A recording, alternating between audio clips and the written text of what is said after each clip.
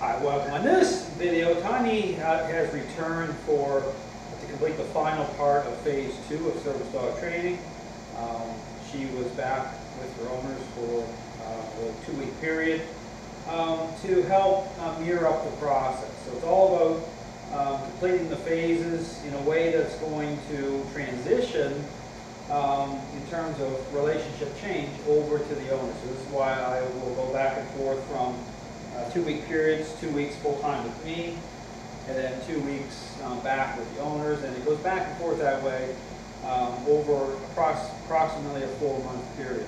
Now here, one of the issues too in terms of this type of transition is that one of the questions that comes up is it okay for, say, a service dog to be kind of allowed to interact with other dogs, run free, and all these different things. Now here's the thing to really consider when you're assessing that type of structure, okay, whether it can actually interfere in the process in terms of fading in, is understanding how much control a dog has, okay, prior to entering a formal service dog training process. So typically a lot of the dogs that I've been involved with service dog training, the owners had already had the dogs for a certain period of time, and the dogs had already gained quite a high level of control. So therefore the process itself has to be, the integrity of that process has to have more integrity and structure to make sure that the control issues are reversing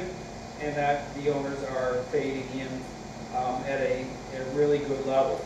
So therefore, considering that, it's really important to be more intentional when it comes to making sure the dog, say in Tiny's case, just doesn't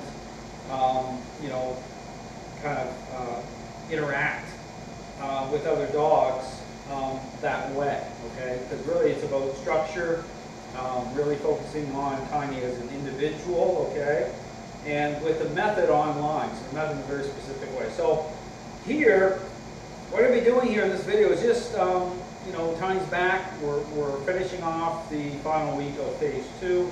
But the emphasis is still on relationship change, okay? It's still really on the basic method in terms of making sure that, again, I'm fading in at a really high level. And so when Tiny goes back home again for the 2 weeks, it's still part of phase 2. Going to be really switching gears here in terms of a lot of interaction in the home environment and beyond, working directly with her owners to make sure that they're fading in at a really high level. So here I'm going to start to move a little bit with Tiny just to kind of, she just came back today.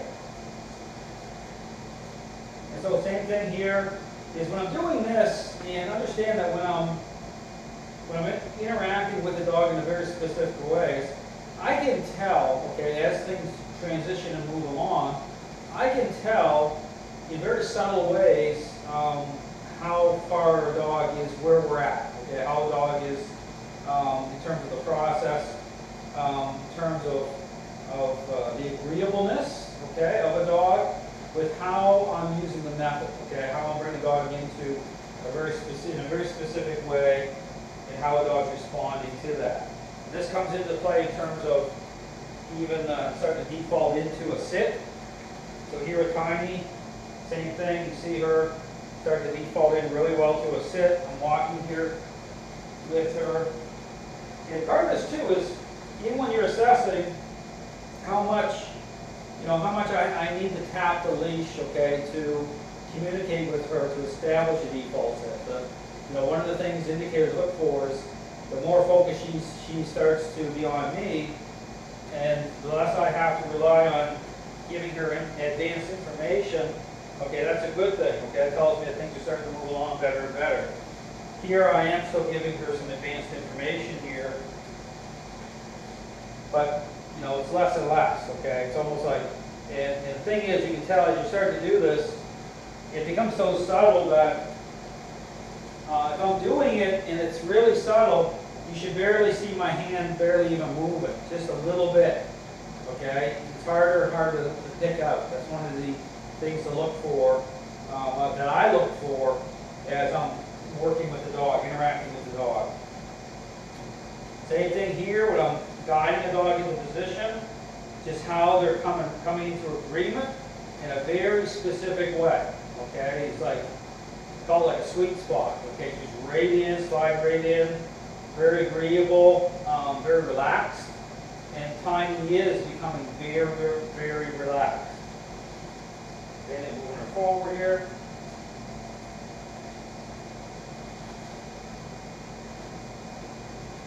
Down. And then the other thing to look for here, in terms of a down position, same thing, position of the body, how relaxed she is, she's accepting, agreeable to it, and you know, even in terms of me having to assert influence, less and less. Sit. Same thing, come up to a sit. You know, I have to assert a little bit of influence. Not much. And even here, too, in terms of even fine-tuning and even kind of tweaking her in a little bit here, you know, she just is very accommodating, okay, with me making little adjustments as well without any sort of conflict happening. You know, very, very good. I mean, very, very happy with how this is coming along. Because this is all part of it. So, you know, when I start to do the actual task-specific training, you know, it's all connects to how agreeable a dog is to these interactions. Okay, this sets up being faded in so I can start to motivate her to want to do other things.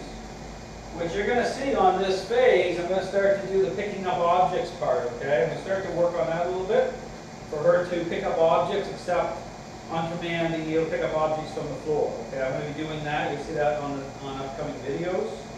As well as to continue to do the assist to stand as well. Tiny, stand.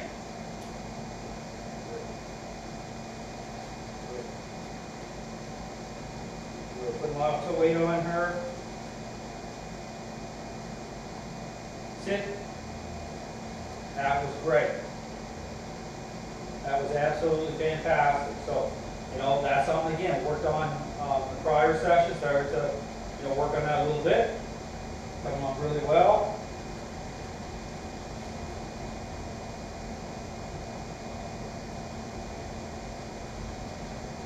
So just a brief video. She's back for the final part of phase 2, at least with me, her being here with me full time. And the other part of phase 2 is going back to her owners for 2 more weeks, prior to starting phase 3. And again, when she goes back, I'm going to be more heavily involved in lining this up for her owners. Again, making sure it's transitioning really well. So Tiny's doing really well. Again, there's things I look for as I'm doing this to see, to assess, okay, where we're at. And sometimes little stuff. Same thing, even as it's like this, when you move, I'm moving with her, just how agreeable she is to go slide right in, which she is. So, you know, getting more and more relaxed and just saying, you know what, this makes sense, you know, being in harmony with her, it's a part of being a team, right? And she's here to help me. So that's all part of the relationship side of things. You know, dogs as pack animals, okay, wanting to be a helper. But again, it comes through right relationship. Okay, it comes through these interactions are what take priority first to line this up, and then we start to get into kind of like the fun stuff, right? Picking up objects, which you're going to see again on the series of videos coming up. Thanks for watching.